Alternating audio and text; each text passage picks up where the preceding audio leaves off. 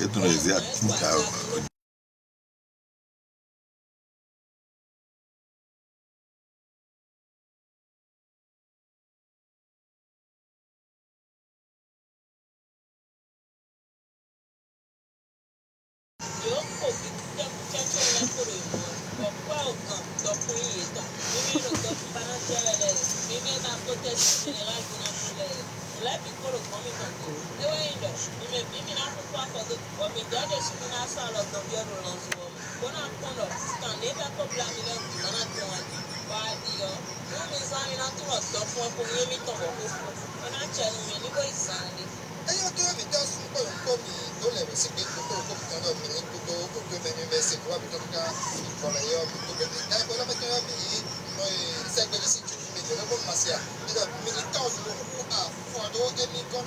maison des jeunes à Gladon, de 6h à 14h. Évidemment, et nous ouvrir c'est Nicolas Touillon et les dollars aussi. Évidemment, et il a choisi ton copain, donc, pour d'autres, à tout, pour le waïgo. Et il a eu le job. Comme on va dire, pour le compte de Tchaki, pour le et lui, le rama, pour le totement, pour le 60 07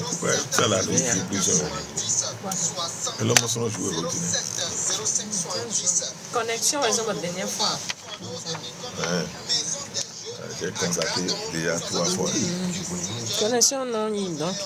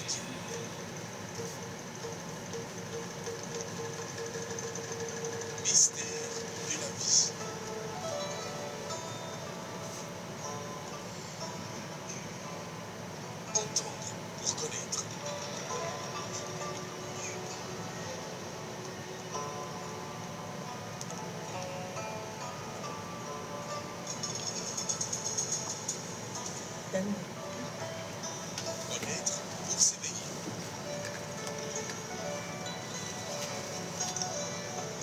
S'éveiller, mieux vivre. J'ai une inquiétude ici, quoi. Fille Dion, au cours du voyage, arrivèrent à la Non, ils arrivent. Ok. Ah, d'accord.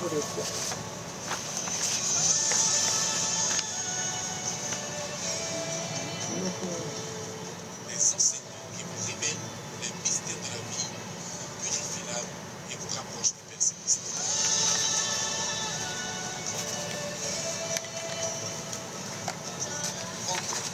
Pour s'éveiller, une émission de Maître Immense pour votre épanouissement spirituel.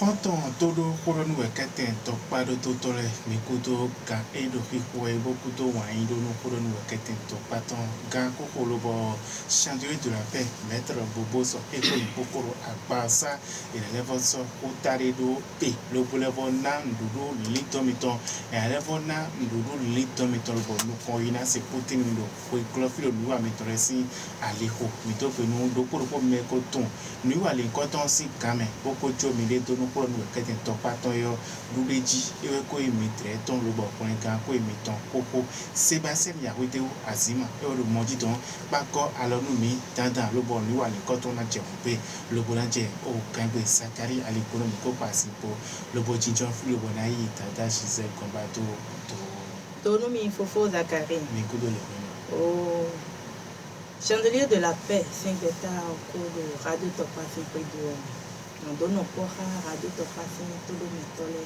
dit, mais quoi, il va chandelier de la paix. L'idée, mais non, bien, était bien, il est damé, il est de, il est bon, le poste aussi, Vivi et une FIFA dodoton. Vivi et une moyen dodoton. Bon, mais si vous dites à l'aise, à l'y ton d'assez, non, mais si nous ton, mais nous pas de main, nous les coton. Et nous y a mis le bosso, Gisèle, mettre le bosso du merci. Et la tienne, d'abord, tu gagnes d'abord super. Non, venez à fond, mais fond d'agrément, il est un fond d'agrément. Tout le temps, il doit me dire, moi, mais les sous, il faut fond d'agrément, beaucoup de tout, bien, quand j'ai galé, quand on me dit, nous y a un d'agrément. Mais cadeau peri va dire biro na te polo na doto e suma fa e de ton le do wana era chendo pro comitasia oh merci mi ka kwebio Retweet fonda gbe bo mi ndo awaji jede me do bute bu khagbe yo wo do gbe nu toro mi tole bi bo gan ko ko bo mi wa mi kana do gbe nu bu kono ken ko battery mi bu kono te no de do Aziza bi bo do ti do po na yeton.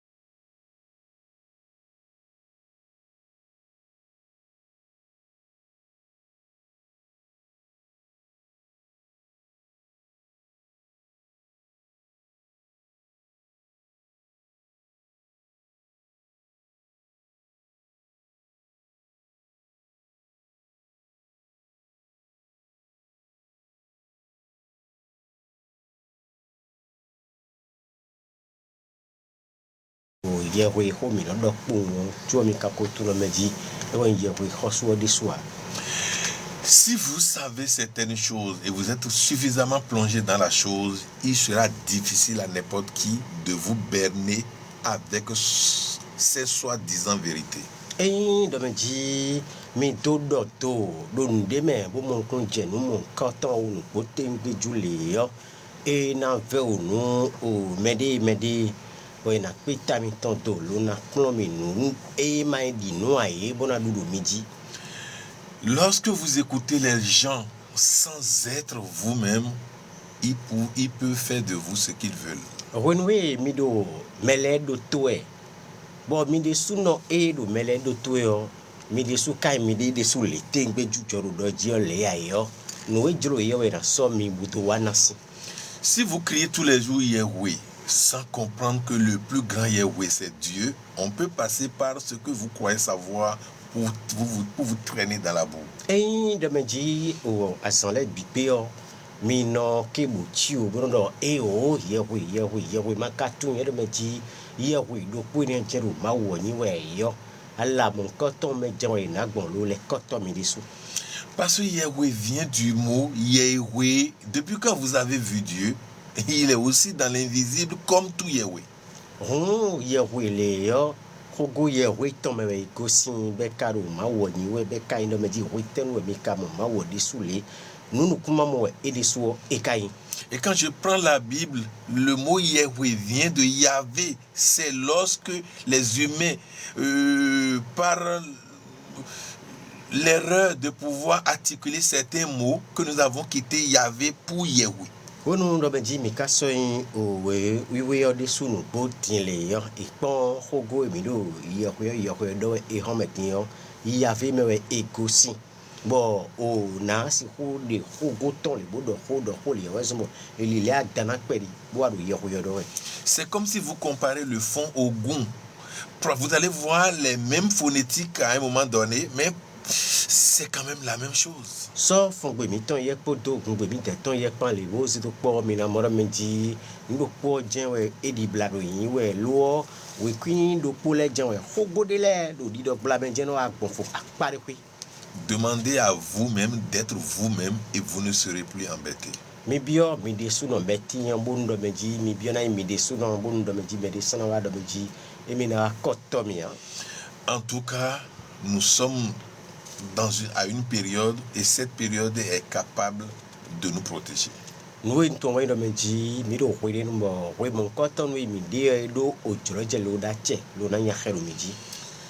En tout cas, ce n'est pas le message du jour. Le message du jour vient de Tchaoubé. Nous y to e hometin wa ndo me ji we e hometon e wa e na ko sin chatula klebosia Tchaoubé pa kweli. Le Fatchaoubé pense que la vie est une bicyclette que nous devons pédaler à chaque moment de notre vie. Oh, Fatchaoubé yo e modo.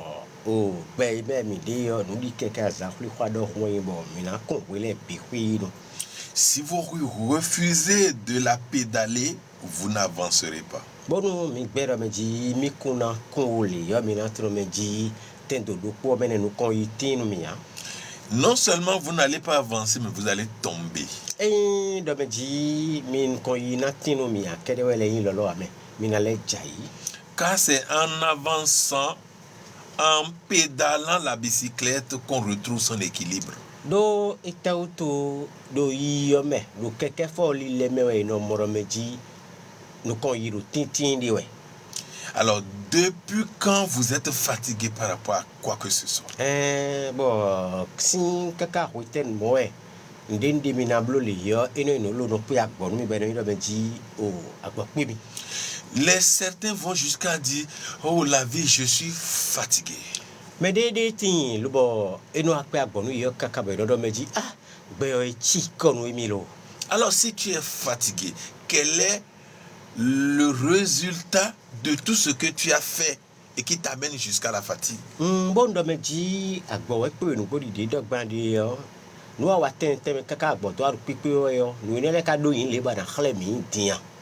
Parce que tu es fatigué, mais je dois voir la preuve de ta fatigue. Nous boy, oui on est fatigué bo do meji mi fantin ba gbo pe mi ne te ka khle do mon we ne do na do teli chonki mo pe to do da mo sinya. Tant que tu n'as pas réalisé assez de choses encore et encore, mon frère, tu n'as pas droit à la fatigue. Kaka lo fi mi de ho me din wa ko do ndindi be ru ti bo khle do meji agbo mo ko ton pi we yo.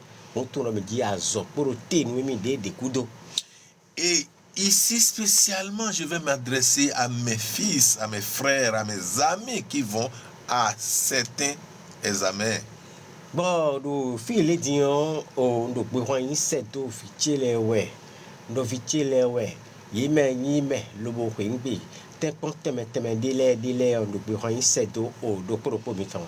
Vous qui avez déjà suffisamment travaillé et vous pensez que vous avez fini les programmes et vous êtes en train de faire une révision, félicitations à vous. Mi me lo moro meji mi ko plonu teme bo ko be si sole bo e po fo bo ji okan we mi de le ka je fi mi de e rometion no e na do mi po we do meji e ran chen mi tele. Je tiens à vous dire qu'un match de football dure 90 minutes. Et donc, lorsque l'arbitre ne siffle pas la fin, ne laissez pas les cahiers, continuez à réviser vos leçons. Na donu mi do meji bola fo so ko gbaji we dile yo nu kun we yin o kan we o na do kan we wo mo we no blo we gudo tubo o fle kunto no ado evolo e do meji fle kunto ma ko dojo fle to me han mi ve to no meji aso pour tenu mi. Jaugez-vous vous-même par des exercices du passé et essayez de vous donner des notes. Mi gbeje mi de pon bon nu teme mi ko plon le podo o nu teme mi ko wale pan lo pondo e di on renana do ko di o le ndi wona to ton nu si so mi ton. Rien ne doit vous arrêter. Nu dede lo na do meji mi na do akame kun mi na so mi do ti ya. Ne pensez pas qu'à l'école, on y va seulement pour des points. Non, on va à l'école pour apprendre toute la vie. Mi ma vesi do beji aso me no yo mi ton polo na wa so pon lo na yi o aso akin mi ton teme lewe o me o eno ya so menu gbezan meton de sous. Et donc, on apprend ce qui est à l'école aussi dans la vie active. On mina ton do beji aso me mon coton e mi no yo nu ero fi mon coton le mi le plon no gbe mi ton de sous le do ni no mi ton me kaka so yi. Et lorsque vous êtes en train d'apprendre, de faire vos exercices, ne pensez pas que vous le faites pour les parents. Bon, renouer mi do nu plon wele bon nous que nous cambio teme mon coton le yo mi do biblo we yo ni mi ton me ma do beji mi do biblo nu atito ajino mi ton le we o me. Vous faites tout ceci non seulement pour vous-même, pour le succès immédiat, mais pour réussir toute votre vie. Non, to bonne le blo e mi de yo mi do biblo nu mi de suno we nu kon yi mi ton bo ka le biblo nu bezan mi ton bi blebu e. Et si vous ne le faites pas, c'est vous qui allez payer le prix dans le futur. Londo meji mi makablo nu e khodo di ayami na tuno meji a hoto mi ere na so so e jawe. Aussi, regardez les peines, tout l'effort que les parents fournissent pour vous. We go e do meji mi kon ouvert teme ya tito ajino yi tele ino moto o tami tome. Regardez tout ce qu'ils font pour pouvoir payer les scolarités.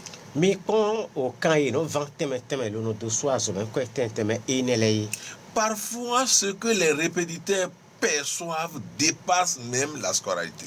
Wele de nu yime le lo no akplo no mi do ko gbele ya ko e no ile do suno post no ko me hobi pe le hu kan e mi do sura se me ho e mi de do ko po me.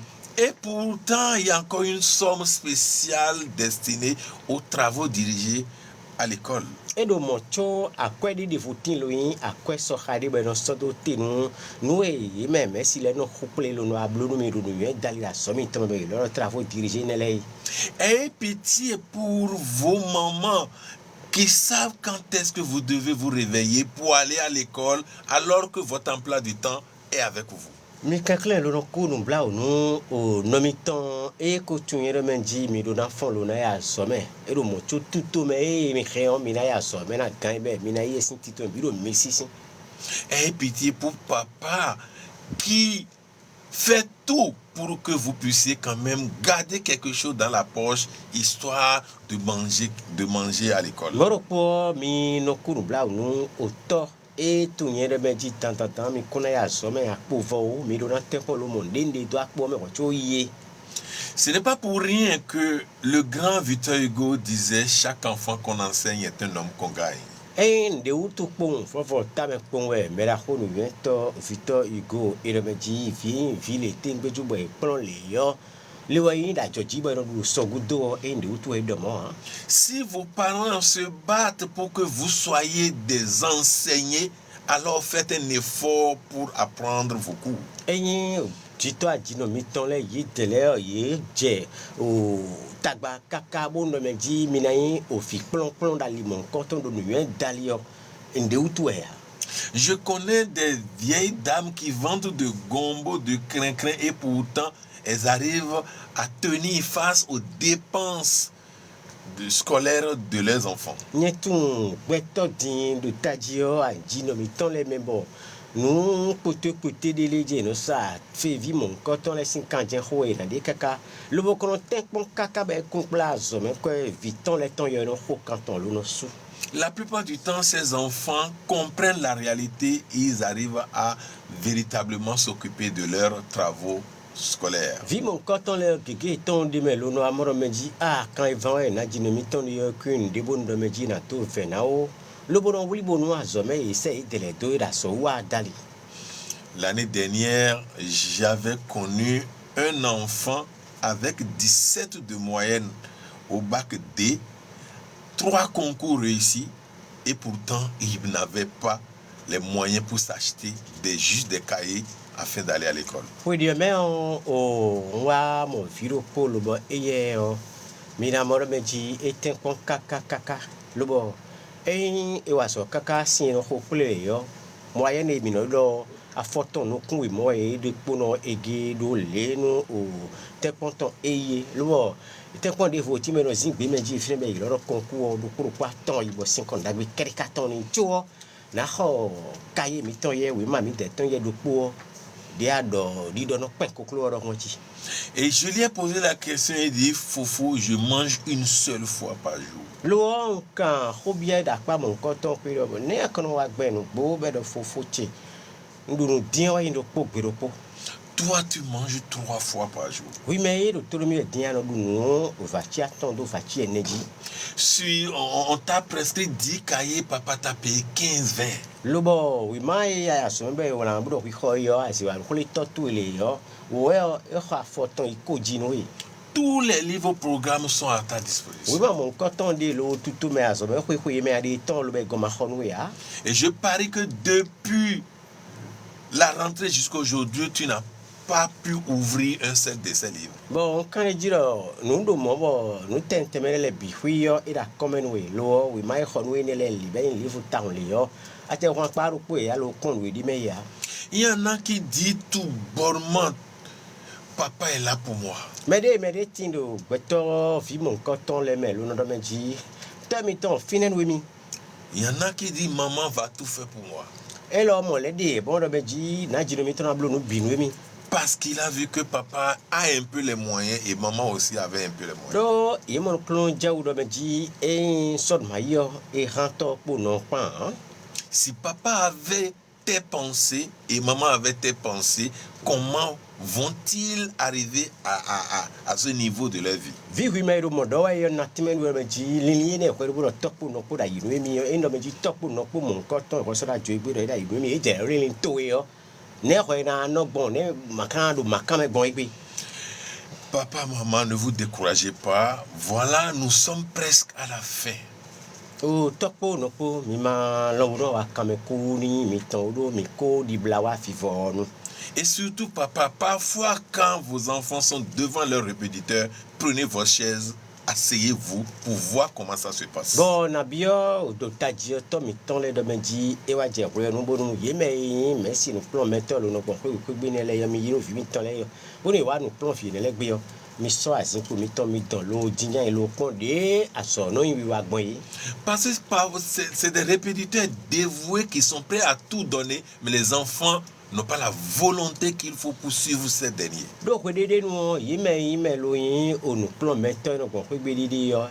Mais des tiens le mais bon, il délai, il nous pisse solo, nanan, il délai, ton, bivi, mon coton, les fidèles, cadé, bon, il délai, il coupe pisse solo, mais moi, nous, il doit dire, c'est dia.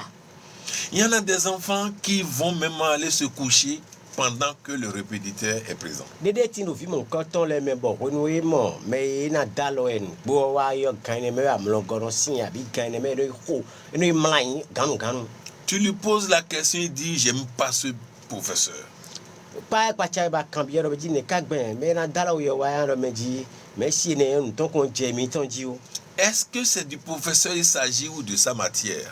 Oh, merci e wa bon ton je tu ji a wo no sinsin we a e ye wa inu da jo ya bi o azoe pa ko we no wa so de yo ne we ro tabatunu we. Sais-tu que tu as toutes les jarres de toutes les matières à l'intérieur de toi? Akatu me ji zendi we bon we do plon da la de ji do aso no kuyo bi le suno me ro se mon koton me. Si tu refuses d'aimer ce professeur et que tu fuis sa matière, tu auras de vide dans la jarre qui est destinée à cette matière. Et do ben ji o a hono me si no plon me to mon koton lo no no plon me le a hono yo tu me de ben ji o ten zedo o hotu me ton ren no plon me ten temene le bikuyo no amno plon no e ma amno ba sin temene na jefo oui. Et vous qui savez vous battre, et parfois vous avez certains obstacles devant vous et vous fuyez, attention, ces obstacles peuvent revenir sur votre chemin lors peut-être des compositions. Bon, mi le bo mi no hokan no bo fidi katin lo mi no pa kena bo bi fidi fon ni ne o e mi kuno ba hoton we yin mi na tun ye de meji de beni ba juro mi do ino nyo ate kon de vlame o no e pa kena de bo no ba yo e ne si wa ba juro wi.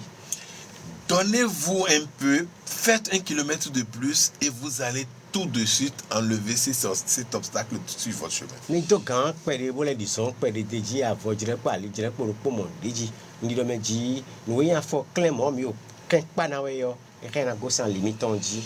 Je crois très bien que c'est le message que le Fatchaougbe est prêt à nous laisser aujourd'hui. Moro we mi do na si e romain chatula cleboro o Fatchaougbe sans linouine. Écoutez-le. La vie est un vélo. Pédaler, c'est avancer. Ne pas pédaler, c'est mourir. Beo o keka za kulifa dok we. Bonu eda foli lewe yo. Eno inu.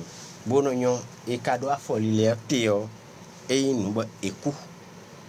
Il était une fois un groupe de marchands décida d'aller vendre leurs marchandises dans un pays lointain. Beru poti lo ba yeme lo inu sato teme le la yeho ide ple lo na isan do to le ndeme. Au cours du voyage, ils arrivaient à la limite d'un désert brûlant. Yero yiwe yo yiwa wa pe kholo de me lo bo o afotaye ve we no meme titingbeton. En se renseignant auprès des habitants de la région, on leur expliqua que, pendant la journée, le soleil était si fort que le sable devenait brûlant comme des braises et qu'il était impossible de traverser les dunes même avec les chevaux. When we yiwe yo bon waro motiwe yiwa ikanu bio yime ko yime lo nya ijino to mon koton le do meji ne kagbanu chile yaji beto buro mon koton le titi menu yewe de beji do kesde meli yo we ro kun kaka lo no gara kaka lo bo yino glo etele wa yin la bi ku we ndo meji ete wa mo eyin o so mi tan e lo le bo hen na dison ye no si ku gonfi mon koton le ado zoro hon ai kun gban ton wutu. Alors, les marchands engagèrent un guide capable de les faire traverser le désert la nuit en se servant des étoiles. Oui, mon coton, nous, il va me dire, mais on a tempon, le bonado, nous comptons des boys, de l'eau, d'allo, émi, boy, beto, bourreau, mon coton, bon. Et nous va dire, c'est un couloir, et rien, et dans son dos, on les voulait, on a dit d'origine. Après plusieurs nuits, le guide qui conduit le premier chariot réalisa qu'il était bientôt arrivé. Bon, t'es qu'on l'ouvre nous comptons les yo, mais il mêle l'eau quelqu'un non ton so dit les yo, et à me remettre dit qu'on dit blawa au film mon coton. Mais ayant trop mangé ce soir-là, il finit par s'endormir sur son chariot.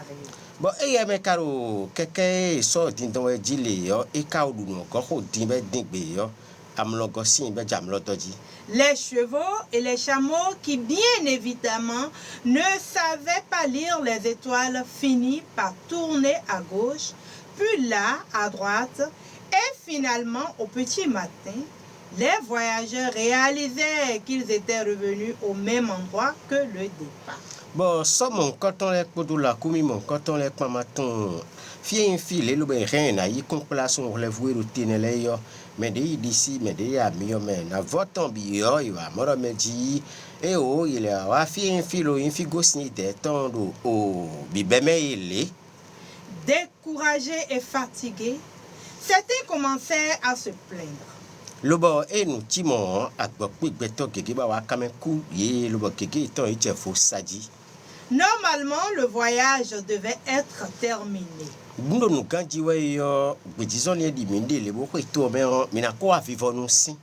Mais là, il n'avait plus assez d'eau pour boire et faire à manger. Bon, grand mais il ko mon coton do we yo signé rien na nous le yo et so satin ndudu na dule de so et les on pete.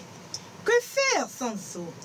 Et te we kasi huwa ka mon coton merci me vous. Ils étaient condamnés à mourir dans le désert. Nous do motiwe ron tant et bilan kuru pe khulo men we dine. Alors, un des marchands réfléchit et se dit: Bon, et nous timo yo nous satoro pouye gbata men bodo me di nous li. moi, je ne dois pas perdre espoir. Nye wa kame kuran kuye amen. Sinon, nous allons tous mourir ici. Wa kame ku mi je we yo mi bi na ku fi men. Je dois à tout prix trouver une solution. Na tempo mo blogon de ben 5 condie me do na monu nous wedote. Et à ce moment-là, Bon, quand enemel wene nous du coin de l'œil, eni kopon il remarqua une touffe d'herbe au beau milieu du désert. eni kopon fide fine yo e moro me di bi randi strote do pe holo me do fine diti. Il se dit: Be do di don we de we. sans eau, aucune plante ne peut survivre dans ce désert. Be do di do me di si me vo nous wen ation de si ku mo pe lo no do pe holo lo me ah. Il appela alors les plus valides d'entre eux et leur expliqua de creuser exactement à cet endroit. Wene no me ya jasien do mele plo itele lo do me di ni confine tite ngbeton o fie mi mo pe ho be mon coton di. Ainsi, ceux-ci creusaient jusqu'à ce qu'ils tombent sur un gros rocher. Eh, de laisser moi yo aso ils ont yo je waji lo konkon kaka yo ja wuya da ho ro poji. Aussitôt, ils arrêtaient de creuser. Bon, eh jali awonya mon coton dio. O do konkon e doté. Il n'y a pas la moindre goutte d'eau. Et do sin de bouteille si lo fie lo. C'est juste un rocher. Do awonya wa ye ba fi. On a fait tout ça pour rien. Mi wa so tata we lo kaka din ti. Le courageux marchand se pencha. Lobo o nyaro poti fine lobo ye e do o akonkon papere. Colla son oreille gauche sur le rocher Lo tête autant million d'awien djili. et arriva à percevoir le son d'une source ruisselant sur le rocher. Bon, when we so autant million d'awien djili. E wa moro me di o sin lo sisa we do so mon coton gwele. Il prit alors une pioche et brisa d'un coup fort le rocher. Lobo so e o asio vi mi de ton eye lo do ron lo gba awien mon coton. L'eau jaillit vers le ciel et tous explosèrent de joie. Bon, si mi ton elo e ton flabo me pikuyo no kuko adije wa me bidi. Alors ils se mirent à boire, Bon, do propos ton ye je sinu di. à laver leurs animaux Je kan ye pla yo fine le unaji. et à remplir toutes leurs gouttes vides. Bon, singo tentem e de ton ko je voyo e do si bime. Avant de partir, Chondo ina yo. ils fabriquaient un grand drapeau de manière que les voyageurs traversant ce désert puissent trouver facilement cette nouvelle source. Chobonu ina ihwe mon coton e wa tepo lo do asia da ho do po bo asia mon coton in di klebo me na imeli lo na gbon fi mon coton e ho do e na tun lo me di e o sin winde fi sin do de fi abi sin no tende fi. Et ensuite, ils reprirent la route et terminèrent leur voyage. Bon, e blo ne gudolo il est soit lié ton bois fou e fi ba yo kwimbe Chetula Clevo, Cheovi. e ne no e remettons mystère chatula klebo chau benwene. Vous devez faire refaire jusqu'à laisser un exemple. Mindo na blolo leblo kakaka lo jo ponte udo. La vie n'est jamais facile. Bemeyin wo bo wa. Vous savez pourquoi? Mais tu nous ya. Vous êtes né fort. Et jini podo ronpan. Si vous cherchez la facilité, ça veut dire que vous avez oublié que vous êtes né fort. Ni o noe mai no bono na o feme ha bi boro pocho no himemba mi dio e klado banji e jiji miton sien e jimi kam ko to mi won. Rien n'est impossible pour vous. Nous de kade bo in bo kolomia. Vous avez entendu ce que j'ai dit? Mais c'est quoi une donne mi ya. Rien n'est impossible pour vous. Nous de ben nous kolome wanyi la no mi tele ya. Vous êtes les forts des forts.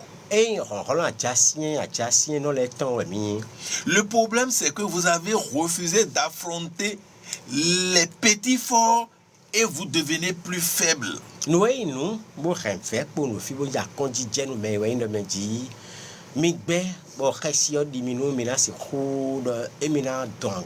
Je sais, mais il y aura une première épreuve à transcender.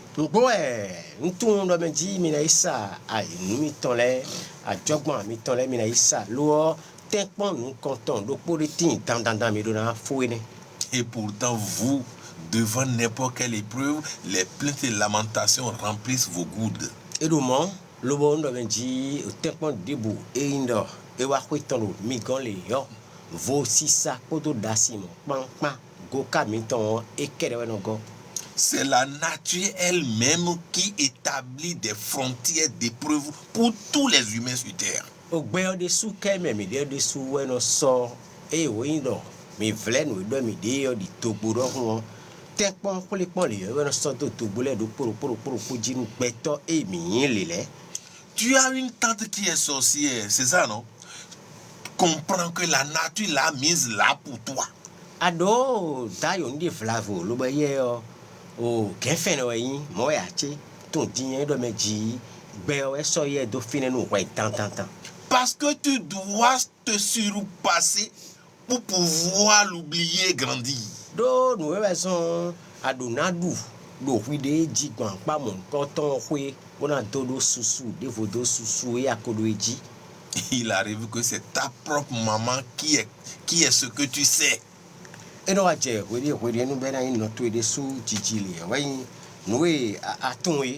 est-ce que le fait que ta maman soit sorcière qui est le problème ou comment tu dois faire pour dominer cette sorcellerie qui devait être le problème? Nous cambions de métier, notre pendant quand mon coton mais nous jacondu à bi, diana wagben les lona doua rien dit en bloc. Quand des gens viennent me voir et disent mais je sais que c'est la sorcellerie, mais dis-moi qui c'est. Je dis, mais je ne vous comprends pas. Est-ce que c'est qui c'est qui est le problème ou comment vous allez faire pour être son maître qui est le problème? Vlavoni do melewa konti lo do merci ni le kemi wa lo me do toto nu mon coton do nu mignon no akambio do meji me do nu mon coton sin o do we nu va di nu e abidi na rogben le bon doudou o noué va di noué dio et oui tato. Tu refuses d'apprendre tes leçons et parfois tu mens à tes parents que si tu prends le cahier tu commences à avoir les mots de tête. Après quand tu échoues on trouve tante, on trouve oncle. Agbe do me di ni kunjanu kologbe de je